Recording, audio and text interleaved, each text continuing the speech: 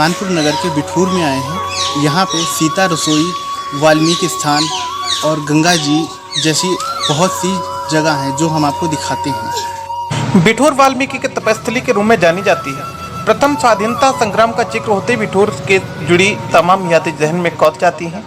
बिठूर में नाना साहब पेशवा की अगुवाई में तात्या टोपे अजीमुल्ला के साथ लड़ी गई लड़ाई भी आज भी ताजा है।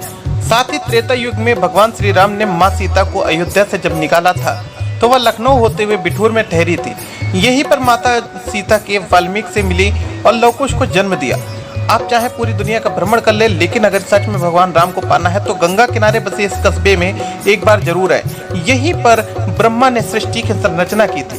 धर्म, युद्ध और सिद्धि की नगरी बिठूर कानपुर से महज 17 किलोमीटर की दूरी पर स्थित है। बिठूर का इतिहास हिंदू शास्त्रों के अनुसार ब्रह्मा ने सृष्टि की थी। रचना के पूर्व यहाँ पर तपस्या की थी। इसी के तहत आज भी ब्रह्मावर्त घाट यहाँ पर उपस्थित है। यहाँ पर हर रोज सैकड़ों की संख्या में लोग दर्शन के लिए आते हैं। यहीं पर ध्रुव ने भगवान विष्णु की तपस्या की थी। महर्षि वाल्मीकि की तपोस्थली बिठूर को प्राचीन काल में ब्रह्मावर्त नाम से जाना जाता था। शहरी शोर शराबे से उकता चुके लोगों को कुछ समय बिठूर में गुजारना काफी रास आता था। ऐतिहासिक और धार्मिक महत्व के अनेक पर्यटन स्थल हैं। गंगा किनारे बसे इस नगर का उल्लेख प्राचीन भारत के इतिहास में भी आज भी मिलता है। अनेक कथाएं तथा किंवदंतियां यहाँ से जुड़ी हुई हैं।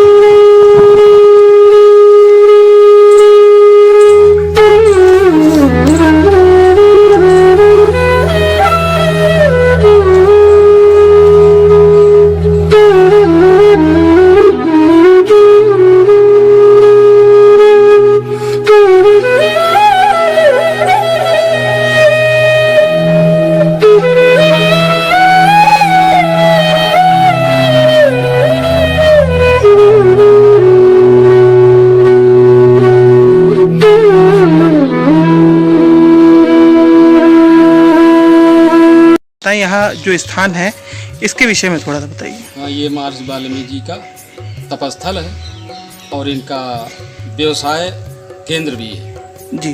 जो राहगीरों को लूट लेते थे, हत्या भी कर देते थे। अच्छा। इनका नाम महाहत्यारा भी पड़ गया जी। ये वही स्थान है जी। यहीं पर सप्तऋषियों के द्वारा इनको ज्ञान प्राप्त हुआ और यहीं पर उनकी कृपा से उनके ही आदेश से रामायण की रचना का उपदेश हुआ जी। रामायण की रचना इन्होंने की। नहीं, जैसे यहाँ पे जन्म स्थल बताया जाता है सीता कुंड लवकुश का। हाँ। सीता कुंड बताया जाता है, सीता रसोई है, वन देवी कुटी है। ये सीता, और ये सीता रसोई जी, ये इसका पद्म पुराण में उल्लेख है जी। ये सीता रसोई वास्तविक सत्य है जी। उनकी निशानी स्वरूप ये स्थित है जी। और एक नहीं 60,000 शिष्य थे महर्षि वाल्मीकि जी। तो माता सीता जी अपने कर कमलों से रिद्धि सिद्धियों के द्वारा पकवान भोजन प्रकट करके और 60,000 ब्राह्मण बालकों को, शिष्यों को, महर्षि वाल्मीकि के शिष्यों को अपने कर कमलों से जिमाती थी जी। वो स्थान है सीता रसोई। और ये जो सीता कुंड है, जो समाधि स्थल, हाँ, ये जो समाधि कुंड है ये भी सत्य है, इसलिए कि देवी भागवत में जी हमने पढ़ा है, उसमें दिया हुआ है 12 भगवान ने जब धरती का स्थापन किया है तो धरती माँ भगवान को कुछ उपहार देना चाहिए। जी। तो धन्या देवी नाम की पितृदेव की मंजली कन्या उनके पास धरोहर थी, वो इनको कन्यादान से दिया। जी। भगवान 12 ने कहा नहीं, अब इनको अपने पास रखो, इनका कोई बाल बांका नहीं कर पाएगा और त्रेता के अंत में हम अवतार लेंगे और धनुष यज्ञ के माध्यम से हमारा संयोग बनेगा, सीताराम कहलाएंगे और फिर संवरण लीला, अंतिम लीला में हम सीता का परित्याग करेंगे जी। और परित्याग करके तुम्हारे स्थान पे हे भूदेवी मैं पहुंचाऊंगा और तब तुम मुझे कन्यादान देना। तो जो घोड़ा छोड़ा गया सुमेध यज्ञ का, उसके माध्यम से यहाँ पर महर्षि वाल्मीकि जी से मुलाकात हुई और सीता जी की पवित्रता वाली बात आई, ये सब घटनाएं घटी। तब कन्यादान भूदेवी ने भगवान राम को 12 अवतार वाला कन्यादान जो संकल्प था वो पूर्ण किया। जैसे कि जो लवकुश कांड में अगर जैसे कि हम उसकी बात करते हैं लवकुश वगैरह की, तो यहाँ पर घोड़ा जो बांध लिया था, हम लोग जो किस्से कहानियों में भी देखते हैं और रामायण में भी उल्लेख है, तो उसका यहाँ से क्या जो जुड़ा हो उसके विषय में तो थोड़ा सा बता दीजिए। बिल्कुल सत्य है, हम आपको बता रहे हैं, ये ढंग से बताएंगे आपको जी। जो हमने पढ़ा है पद्म पुराण में इसका पूर्ण विवरण जी। अश्वमेध यज्ञ का घोड़ा पहले पूर्व दिशा भगवान राम ने भेजा, जी फिर दक्षिण दिशा में भेजा, फिर पश्चिम दिशा में भेजा, फिर उत्तर दिशा में घोड़ा गया। ऐसे एक एक दिशा में 16 राजाओं को जीत करके घोड़ा 16 चौको 64 राजाओं को घोड़ा जीत करके और इस से महर्षि वाल्मीकि जी के क्षेत्र में आया, गंगा के किनारे किनारे। यहाँ पर जब आया तो महर्षि वाल्मीकि जी के क्षेत्र के किनारे, गंगा के किनारे था, भ्रमण करता हुआ आ रहा।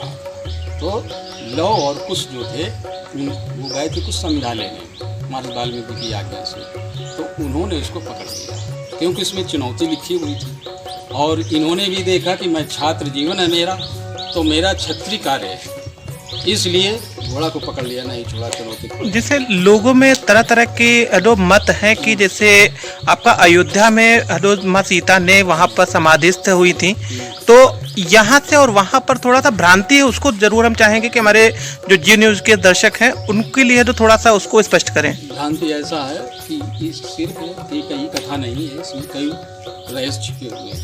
जी, ये भूदेवी का निवास स्थान है।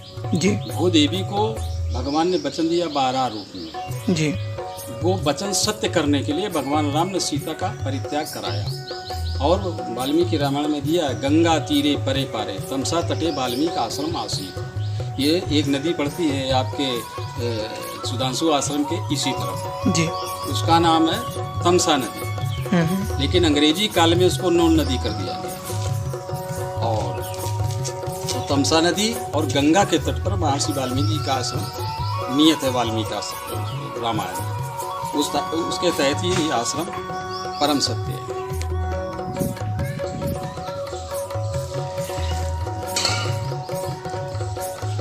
यहाँ पर 60,000 शिष्यों के द्वारा यह आश्रम चल रहा था।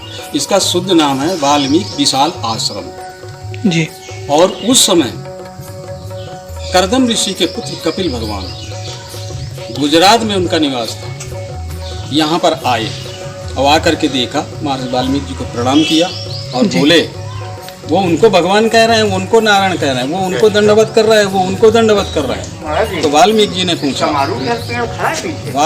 पूछा कि अपना कार्य बताओ, क्या चाहते हैं। देख लो। धन्यवाद, आपने बहुत महत्वपूर्ण चीज़ें बताई जो एक हमारे दर्शकों से जुड़ी हैं, लोगों की जो भ्रांतियां हैं उनको दूर करने के लिए जी न्यूज़ की टीम की तरफ से आपको बहुत बहुत धन्यवाद। और भाई जो हमने पढ़ा है वो हम आपको बता रहे हैं, सुनी सुनाई बात पे विश्वास नहीं करते।